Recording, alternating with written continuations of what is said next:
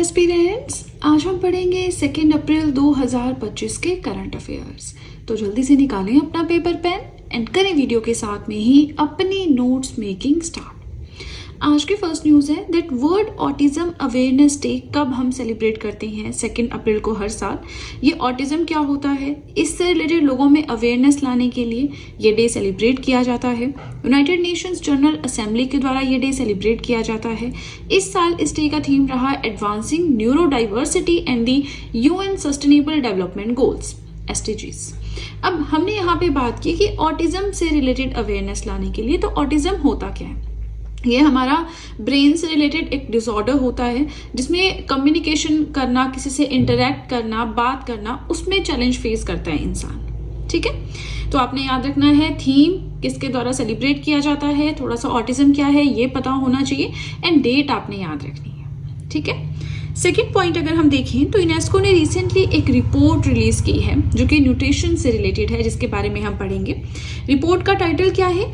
Education and nutrition, learn to eat well. अब देखिए, ये जो रिपोर्ट है यूनेस्को के द्वारा रिलीज की गई, पब्लिश की गई। यूनेस्को क्या है? United Nations educational, scientific and cultural organisation. देखिए, यूनेस्को के बारे में हम स्टैटिक जीके में ऑलरेडी पढ़ चुके हैं, तो यहाँ पे थोड़ा सा आपका काम है यूनेस्को के बारे में जाने। स्टैटिक जीके की प्लेलिस्ट आप जाके देख सकते हैं मेरे यूट्यूब चैनल पे। फिलहाल यूनेस्को ने ये रिपोर्ट रिलीज की है ऑन द ओकेजन ऑफ एक समिट हुई थी, न्यूट्रिशन डेवलपमेंट समिट, जिसे फ्रांस ने होस्ट किया था। वहां पे यूनेस्को ने ये रिपोर्ट पब्लिश की। एजुकेशन एंड न्यूट्रिशन यानी शिक्षा में न्यूट्रिशन को लाना, लर्न टू ईट वेल। आपने देखा होगा मिड डे मील का कंसेप्ट आया है। अब हमने कुछ टाइम पहले देखा था कि ये ब्रेकफास्ट का कंसेप्ट भी ऐड कर रहे हैं, हुआ नहीं है अभी, ऐड करने का सोचा गया था। तो ये जो मिड डे मील यानी जो लंच बच्चों को सरकारी स्कूल में फ्री में प्रोवाइड करवाए जाते हैं, उसका मेन काम क्या होता है कि बच्चों को अच्छा खाना मिले, न्यूट्रिशन वाला खाना मिले। और इससे क्या होता है कि बच्चों की एनरोलमेंट भी स्कूल में बढ़ती है। कैसे? जो गरीब बच्चे हैं उनके पेरेंट्स सोचेंगे चलो एक टाइम का खाना तो वहीं पे हो जाएगा, है ना, तो बचत हो जाएगी। तो इस तरह करके भी बच्चों को स्कूल में डाला जा रहा है और बच्चे बहुत अच्छा परफॉर्म कर रहे हैं पढ़ाई में भी, है ना। तो वो एक एक्सपेंड करना है access to school meals, school में जो मील्स मिलती हैं उससे बढ़ाना है, न्यूट्रिशनल क्वालिटी इंप्रूव करनी है। 2024 में अगर हम मील्स की बात करें तो जो न्यूट्रिशनल वैल्यू है, ये न्यूट्रिशनल वैल्यू है, ये एक बहुत बड़ा कंसर्न बनता जा रहा है। देखो, स्कूल में मील्स तो हर जगह ही मिलते हैं इंडिया में, लेकिन क्या वो अच्छी क्वालिटी का खाना मिलता है, न्यूट्रिशियस खाना है या नहीं, उसके ऊपर बहुत क्वेश्चन उठ रहे हैं। तो उसके लिए ये एक रिपोर्ट आई थी जिसमें पूरा स्टडी किया गया था कंटेंट। ये जो रिपोर्ट आई, इसमें स्टडी के हिसाब से ये शो किया गया कि स्कूल मील प्रोवाइड करवाने से एनरोलमेंट रेट स्कूलों में 9% बढ़ गया है, अटेंडेंस भी बच्चों की बढ़ी है बाय 8%, प्लस लर्निंग भी इंप्रूव हुई है ऑटोमेटिकली। बच्चे स्कूल में आएंगे, अच्छा खाना खाएंगे, अटेंडेंस अच्छी होगी तो पढ़ाई भी अच्छी होगी, है ना।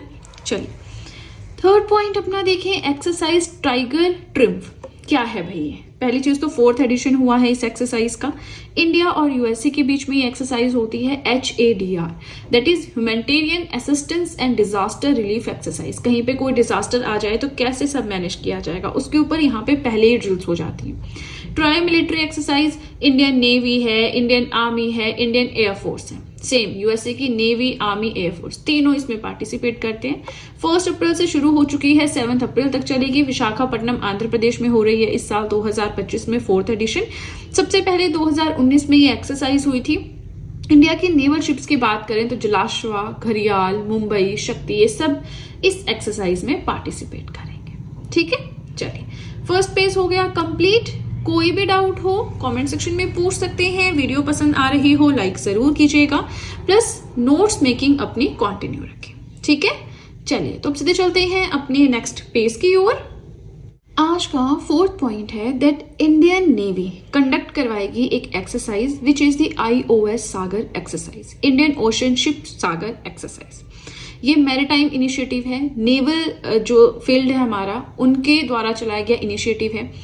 ये जो इंडियन ओशन का साउथ वेस्ट रीजन है वहां पे होगा, 5 अप्रैल को होगा। इंडिया की तरफ से यहाँ पे INS सुनाया जो है, सुनायना, ये जो है पार्टिसिपेट करेगा। एक ऑफशोर पेट्रोल वेसल है, पेट्रोल वेसल माने जो नजर रखता है कि आसपास क्या हो रहा है ना, एक तो गश्त लगाने वाला। इसमें इंडिया एंड 9 अफ्रीकन नेशंस जो है वो पार्टिसिपेट करेंगे। इंडियन नेवी की एक एक्सरसाइज है, इंडियन नेवी इसे कंडक्ट करवा रहा है। एक्सरसाइज का नाम, कहां पे कंडक्ट होगी, इंडिया की तरफ से कौन सा ऑफशोर पेट्रोल वेसल इसमें पार्टिसिपेट करेगा, इंडिया के साथ कितने अफ्रीकन नेशंस मिलके इसमें पार्टिसिपेट करेंगे, ये सारे क्वेश्चंस यहां से बन सकते हैं। ठीक है, नेक्स्ट आता है that chairman and MD REC limited के कौन चुने गए हैं। आरईसी लिमिटेड सबसे पहले तो है क्या, रूरल इलेक्ट्रिफिकेशन कॉर्पोरेशन लिमिटेड।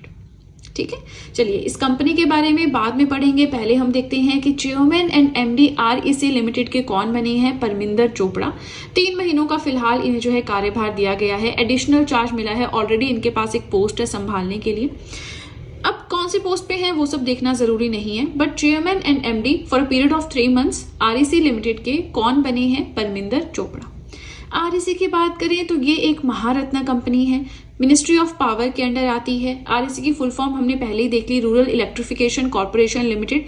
इसका मेन फोकस यही है कि रूरल एरिया में जो बिजली से रिलेटेड प्रोजेक्ट्स चलेंगे, पावर प्रोजेक्ट्स, उनमें फाइनेंस प्रोवाइड करवाना, उनको प्रमोट करना। इस कंपनी की फॉर्मेशन 1969 में हुई थी। अब देखो पीएसयूज में हम पे क्वेश्चन आता है मिनी रत्ना, महारत्ना, नवरत्ना। अगर आपको ये कंसेप्ट पढ़ना है तो इंडियन इकोनॉमी हैंडरिटन नोट्स की प्लेलिस्ट आप मेरे यूट्यूब चैनल पे जाके देख सकते हैं, वहां पे बहुत अच्छे से मैंने ये पढ़ा रखा है। ठीक है, 6th पॉइंट अपना देखें तो लोकसभा ने रिसेंटली एक बिल पास किया है which is the immigration and foreigners bill 2025। Immigration and foreigners bill है ना, ताकि जितने भी मैटर्स हैं फॉरेनर्स से रिलेटेड, इमिग्रेशन से रिलेटेड, उन्हें रेगुलेट किया जा सके। ये बिल इंट्रोड्यूस किया गया था लोकसभा में by the union home minister of state Nityanand Rai. इसमें कोई फॉरेनर ओवरस्टे कर रहा है, वीजा को वायलेट कर रहा है, ट्रेसपास माने गुजर रहा है रिस्ट्रिक्टेड एरिया से, फोर्स्ड पासपोर्ट यूज कर रहा है, तो उसके ऊपर जो है गाइडलाइंस रेगुलेशंस लेकर ये बिल आया है। अब एक एक माइन्यूट चीजें हमें इसमें नहीं पढ़नी होती, बट मोटा मोटा देखना होता है, जैसे कौन से हाउस में ये इनिशिएट किया गया, किसने इसे इंट्रोड्यूस किया, है ना, किससे रिलेटेड है। So to regulate all matters relating to foreigners and immigration, वो नाम से ही पता लग रहा है ना, ये सब होता है जो ध्यान रखना होता है। नेक्स्ट पॉइंट आता है कि आरबीआई ने फाइन लगाया है, आरबीआई ने फाइन लगाया है एचडीएफसी बैंक पे and Punjab and Sind bank पे। एचडीएफसी बैंक पे 75 लाख 75 लैक्स का and Punjab and Sind bank पे 68.20 लाख का फाइन लगा है, क्योंकि जो रेगुलेटरी कंप्लायंस स्टैंडर्ड्स की जो गाइडलाइंस थी, दोनों ही बैंक उसे मीटअप करने में फेल हुए। ठीक है, चलिए ये पेज भी हो गया कंप्लीट। अगेन कोई भी डाउट हो कमेंट सेक्शन में पूछ सकते हैं। वीडियो पसंद आ रही हो लाइक जरूर कीजिएगा। प्लस आप सब चाहें तो जीएस हैंडरिटन नोट्स भी परचेज कर सकते हैं, जिसमें मार्च करंट अफेयर्स की पीडीएफ भी अवेलेबल है टू परचेज। उसके अलावा history, polity, geography, economics, current affairs, art and culture, physics, chemistry, bio, ये सारी पीडीएफ्स आपको मिल जाएंगी। परचेज लिंक मैंने डिस्क्रिप्शन बॉक्स में दे रखा है, राइट। चलिए तो अब सीधे चलते हैं अपने नेक्स्ट पेज की ओर। आज का 8th पॉइंट है that UWW Asia bureau member. UWW क्या है, यूनाइटेड वर्ल्ड रेसलिंग एशिया वाला जो रीजन है, इसके ब्यूरो मेंबर कौन बने हैं। संजय सिंह बने हैं जो कि WFI के प्रेसिडेंट भी हैं। WFI क्या है, रेसलिंग फेडरेशन ऑफ इंडिया। तो इंडिया की जो ये रेसलिंग फेडरेशन है ना, इसके जो प्रेसिडेंट हैं वो United World wrestling Asia region के ब्यूरो मेंबर बनाए गए, है ना। रेसलिंग फेडरेशन ऑफ इंडिया की हम बात कर रहे हैं तो ये क्या है, इंडिया में बेस्ड नेशनल लेवल की रेसलिंग पे ध्यान देने वाली, उसे गवर्न मैनेज करने वाली बॉडी है, जिसके हेडक्वार्टर्स है न्यू दिल्ली में, है ना। अब ये क्या करता है, प्रमोट करता है, हम WFI की बात कर रहे हैं, है ना, कंफ्यूज नहीं हो जाना। ये प्रमोट करता है ओलंपिक्स में, एशियन गेम्स में, कॉमनवेल्थ गेम्स में, नेशनल रेसलिंग चैंपियनशिप होगी, वर्ल्ड रेसलिंग चैंपियनशिप होगी, कौन कौन से प्लेयर्स उसमें जाएंगे, उनको प्रॉपर ट्रेनिंग प्रोवाइड करवाना, तैयार करना, उनका नाम आगे देना, ये सारा काम जो है रेसलिंग फेडरेशन ऑफ इंडिया का आता है। एशिया लेवल पे जो है, अब ये जो WFI के प्रेसिडेंट थे, अब ये एशिया लेवल के ब्यूरो मेंबर बन चुके हैं यूनाइटेड वर्ल्ड रेसलिंग के। सिंपल सी न्यूज है ना। 9th पॉइंट आता है दैट टाटा मोटर्स के ब्रांड एम्बेसडर कौन बने हैं, Vicky Kaushal. Simple point. Next आता है कि सेंट्रल गवर्नमेंट ने अनाउंस किया है कि 24% सैलरी हाइक दिया जाएगा। MPs जो हैं, मेंबर ऑफ पार्लियामेंट, लोकसभा या राज्यसभा के जो मेंबर्स हैं, उनमें जो पेंशन होल्डर हैं, है ना, उनको 1 लाख से 1.24 लाख यानी 1,24,000 जो है वो पेंशन इतनी बढ़ा दी गई, 24% सैलरी हाइक हुआ। ये इफेक्टिव हो जाएगा 1 अप्रैल 2023 से। तो मान लो कोई 2022 में रिटायर हुआ है तो उसको 1 अप्रैल 2023 से 1-1 लाख मिलता रहा ना, तो 24,000 जो बचा वो सारा ऐड होके एक साथ मिल जाएगा। इसी के साथ 25,000 से 31,000 अमाउंट कर दिया गया है। मतलब चीजें बढ़ा रहे हैं, है ना। ये हम बड़ा सारा देख रहे हैं न्यूज में भी, और भी हमने देखा था कि और जगह भी सैलरी हाइक हुआ है ना। चलिए नेक्स्ट आता है सेकंड एडिशन। वैसे ये इतना इंपॉर्टेंट पॉइंट नहीं है, आप चाहो तो उसको स्किप भी कर सकते हो, ठीक है। नेक्स्ट पॉइंट आता है second edition of Asian योगासना sports championship 2025। कहाँ पे होनी है? दिल्ली में। अप्रैल के एंड में होगी। ऑर्गेनाइज करवाई जा रही है by Ministry of Youth Affairs and Sports, SAI Sports Authority of India and Yogasana Bharat. कौन कौन मिलकर ऑर्गेनाइज करवा रहा है, कहाँ पे हो रही है, कौन सा एडिशन, ये 3 चीजें हैं फिलहाल जो आपने ध्यान देनी है। फिर कौन जीतेगा क्या है वो बात की बात है, ठीक है। 12th पॉइंट हमारा आता है कि फॉर्मर कॉमनवेल्थ गेम्स के मेडलिस्ट सुमित रेड्डी ने रिटायरमेंट अनाउंस की है। कौन से खेल से? क्वेश्चन ऐसे आएगा तो बैडमिंटन से। सुमित रेड्डी जो है वो बैडमिंटन प्लेयर से रिलेटेड है, बैडमिंटन खेल से रिलेटेड है, बैडमिंटन प्लेयर हैं, ये आपने ध्यान रखना है, राइट। 13th पॉइंट आता है that India is now second largest 5G market globally. India ना पूरी दुनिया में 5G मार्केट है, सेकेंड नंबर की सबसे बड़ी। इस चीज को अनाउंस किया गया है union minister for electronics and IT, जो कि कौन है? अश्विनी वैष्णव। ये सबसे बड़ी 5G मार्केट का क्या मतलब होता है? मतलब ऐसी कंट्री जहां पे बहुत ही एक्सटेंसिव 5G इंफ्रास्ट्रक्चर है, 5G सर्विसेज हैं, इस तरह करके, ठीक है। तो दूसरी सबसे बड़ी 5G मार्केट ग्लोबली कौन है? इंडिया। टॉप पे कौन है? ये आपके लिए क्वेश्चन है, आप मुझे बताएंगे कमेंट सेक्शन में, क्योंकि ये इस तरह की चीज हमने पहले भी पढ़ी थी, वहां हमने जिक्र कर रखा है, ठीक है। चलिए हमारा ये पेज भी होता है कंप्लीट। अगेन कोई भी डाउट हो कमेंट सेक्शन में पूछ सकते हैं। वीडियो पसंद आ रही हो लाइक जरूर कीजिएगा। प्लस आप सब चाहें तो मुझे इंस्टाग्राम पे फॉलो कर सकते हैं, आप सब चाहें तो मुझे टेलीग्राम अकाउंट पे ज्वाइन कर सकते हैं। इन दोनों चीजों का लिंक मैंने डिस्क्रिप्शन बॉक्स में दे रखा है, राइट। चलिए तो सीधे चलते हैं अपने नेक्स्ट पेज की ओर। आज का 14th पॉइंट है दैट दिल्ली की जो सीएम है रेखा गुप्ता, उन्होंने अनाउंस किया है 1 लाख करोड़ का बजट दिल्ली के लिए। इसमें 10 फोकस एरियाज हैं, जिसमें से मेन है यमुना नदी को साफ करना, इकोनॉमिक एम्पावरमेंट, महिलाओं को प्रोवाइड करवाना, वाटर कनेक्टिविटी, ये सारी चीजें, है ना। हम सारी नहीं देखेंगे, हमने मेन वाली देख ली। प्लस पिछले साल के बजट के हिसाब से 31.5% इंक्रीज हुआ है इस साल के बजट में। इसमें से भी 5,100 करोड़ रुपीस महिला समृद्धि स्कीम को मिले हैं, 2,144 करोड़ आयुष्मान भारत स्कीम को मिली। देखो हमारे देश में ना इतनी सारी स्टेट्स हैं, यूटीज हैं, हर जगह जो है बजट अनाउंस हो रहे हैं, तो आपने सबका नहीं ध्यान रखना। आप जिस स्टेट से बिलोंग करते हो उस स्टेट का बजट तो आपने बिल्कुल घोल मोल के पी लेना है, क्योंकि वहां से क्वेश्चंस आएंगे एग्जाम में। बाकी हर एक स्टेट का आता रहता है कि यहाँ पे ये हो रहा है, वो हो रहा है, तो वो बजट नहीं आपने देखना होता। अब यहाँ से क्वेश्चन आने के चांसेस बहुत ज्यादा कम है। क्वेश्चन ये आएगा कि दिल्ली के न्यू सीएम अपॉइंट हुई है रेखा गुप्ता, बस ये आपने ध्यान रखना, ठीक है। चलिए नेक्स्ट चलें, 15th पॉइंट देखें एपीडा। एपीडा क्या है? सबसे पहले तो ये देखो भाई, agricultural and Processed food Products Export Development authority. ऐसी अथॉरिटी जो एक्सपोर्ट करती है एग्रीकल्चर का जो फूड प्रोडक्ट होते हैं, प्लस जो प्रोसेस्ड फूड प्रोडक्ट्स होते हैं, उनको एक्सपोर्ट करने का काम करती है, मतलब बेचने का काम करती है अलग अलग कंट्रीज में। वो हो गई आपकी एपीडा। अब क्या न्यूज है भाई? एपीडा ने फैसिलिटेट किया है कि एक्सपोर्ट करेंगे डेल चिली या डाली चिली को, जिसे कि जीआई टैग मिल चुका है, सिक्किम से सोलोमन आइलैंड्स तक, ठीक है।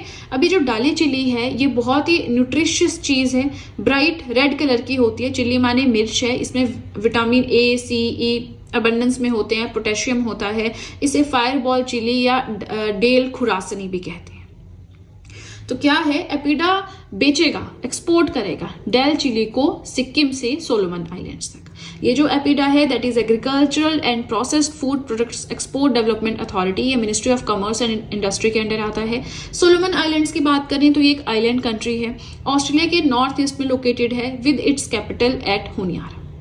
एपीडा के हेडक्वार्टर्स न्यू दिल्ली में है। काम यही एक्सपोर्ट करना है, जो भी एग्रीकल्चरल प्रोडक्ट्स हैं, प्रोसेस्ड फूड प्रोडक्ट्स हैं, प्लस डेवलपमेंट, उन्हें और कैसे बेहतर बनाया जा सकता है उसके ऊपर काम करना जो है एपीडा का टास्क है, ठीक है।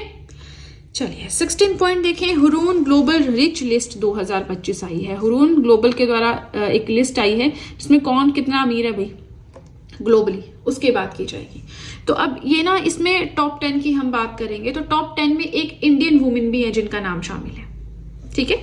तो पहली इंडियन वुमेन जो वर्ल्ड्स के टॉप 10 रिचेस्ट वुमेन लिस्ट, अच्छा ये वुमेन महिलाओं की लिस्ट आई है, इसमें एक महिला है इंडिया से जिनका इस वुमेन्स रिच लिस्ट में नाम शामिल है, जिनका नाम है रोशनी नडार। 5th रैंक है इनका, HCL टेक्नोलॉजी की चेयरपर्सन है, तीसरी रिचेस्ट पर्सन है इंडिया में, ओवरऑल तीसरी रिचेस्ट पर्सन है आफ्टर मुकेश अंबानी एंड गौतम अडानी, तीसरी ओवरऑल, एंड महिलाओं में रिचेस्ट पर्सन है, इंडिया में रिचेस्ट है एंड ओवरऑल 5th रैंक है इनका।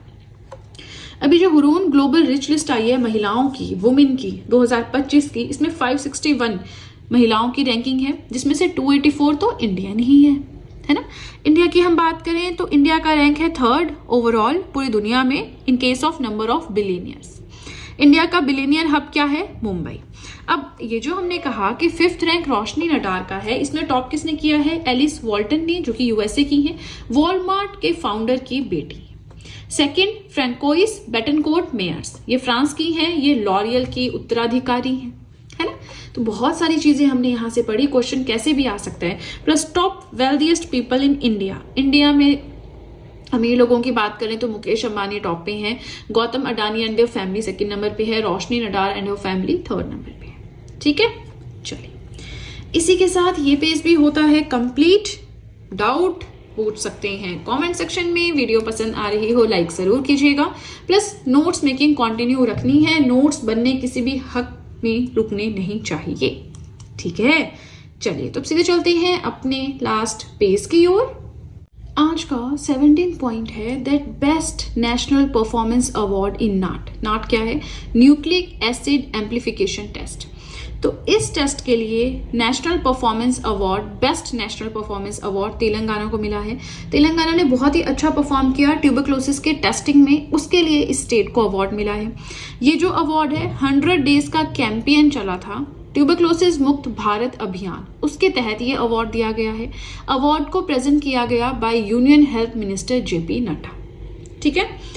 अब वर्ल्ड ट्यूबरक्लोसिस डे की बात करें, 24 मार्च को हर साल सेलिब्रेट करते हैं। इस साल की थीम की बात करें, yes we can and TB, commit invest deliver, as it is, ध्यान रख लेना, ठीक है।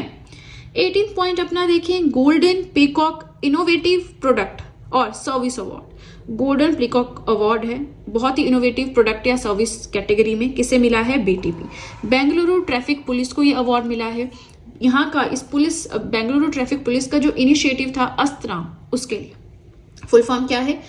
Actionable intelligence for sustainable transformation management. ये बहुत ही एक रिपोर्ट टाइप प्रोवाइड करवाता है, जो रोड ट्रैफिक है उसके सिनेरियो क्या है, कहाँ पे ट्रैफिक है, कहाँ पे नहीं है, कहाँ पे जाम है, कहाँ पे नहीं है, बेंगलुरु सिटी का, है ना। ये अस्त्राम बनाया है बेंगलुरु ट्रैफिक पुलिस ने। तो इसी इनिशिएटिव के लिए golden peacock innovative product / service award BTP को मिला है, राइट। लास्ट पॉइंट आज का, ATM से पैसे निकालने पड़ेंगे महंगे। ATM से मनी विड्रॉ करेंगे तो वो कॉस्टली हो जाएगा 1 मई से। देखो, मेन टारगेट यही कैशलेस करना है सब कुछ, है ना, कि आप ऑनलाइन ट्रांजेक्शन करो हर जगह। तो इसीलिए ATM के विड्रॉल पे पैसे एक्स्ट्रा चार्जेस लगा रहे हैं, अदरवाइज आज तक कभी लगे चार्जेस उस पर नहीं। RBI ने रेज किया है ये इंटरचेंज फीस। इंटरचेंज फीस माने जब आप ATM से जो है इन फॉर्म ऑफ मनी पैसे निकालते हो, है ना। तो कैश को विड्रॉ करना होगा ATM से तो आपको 19 रुपए लगेंगे पर ट्रांजेक्शन, एंड अगर आपको सिर्फ अकाउंट बैलेंस चेक करना है ATM पे जाके तो आपके 7 रुपए लगेंगे पर ट्रांजेक्शन, राइट। चलिए, क्वेश्चन ऑफ द डे बहुत ही simple, chairman and MD REC limited के कौन बने हैं? फटाफट से बताएं कमेंट सेक्शन में। इसी के साथ हमारे आज के करंट अफेयर्स होते हैं कंप्लीट। वीडियो पसंद आए लाइक जरूर कीजिएगा, चैनल को जरूर सब्सक्राइब करें, बेल आइकन को प्रेस करें सो दैट मैं जैसे ही कोई वीडियो अपलोड करूं सबसे पहले नोटिफिकेशन आपके पास पहुंचे। प्लस जो भी आपके फ्रेंड्स हैं जो भी गवर्नमेंट एग्जाम्स के लिए प्रिपेयर कर रहे हैं, उनके साथ भी मेरे चैनल का लिंक जरूर शेयर करें सो दैट इन हैंड रिटन नोट्स का उन्हें भी कुछ फायदा हो सके। तो चलिए फ्रेंड्स, आज के लिए इतना ही। अब हम मिलेंगे नेक्स्ट वीडियो में। So that's it and see you soon.